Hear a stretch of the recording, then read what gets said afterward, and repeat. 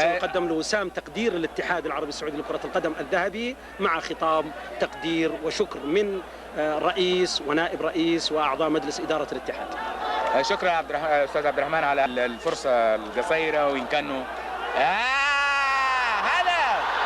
هدف يسجلوا النصر. نشوفها تاني، احنا في آخر الحديث كانت في هجمة للنصر، ويحسب حكم المباراة هدف الأول بعد 9 دقائق من الشوط الثاني للنصر، وتصبح النتيجة هدف للنصر مقابل لا شيء للهلال. أنا كنت شايف، ادينا المخرج يا ريت ادينا اللقطة دي معادة مرة ثانية، الهدف كيف جاء. هذه الطلعة اللي كانت طالعة مع بعض، فريق النصر كان بينظم هجمة هنا، وكانت رايحة من خالد دكان نمرة 12، واترفع وتتلعب بالراس ناحية المرمى، ويسجل الهدف الأول للنصر. درويش هيرفع،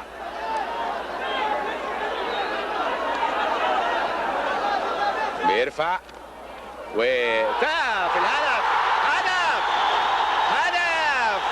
هدف ثاني سجلوا النصر، سجلوا محمد سعد بخيت طويل فرحان بيجري لأنه يظهر عمره ما سجل هدف، وفرحان إنه هو الطول عز ولو في الخشب. قالوا هدف ثاني سجلوا النصر، ودرويش سعيد. نشوف يا أستاذ عبد الله الهدف هذا كيف جاء.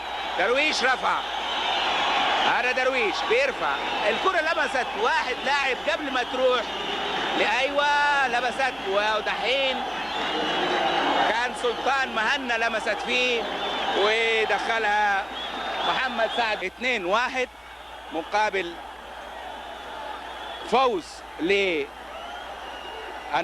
وفوز للاتفاق.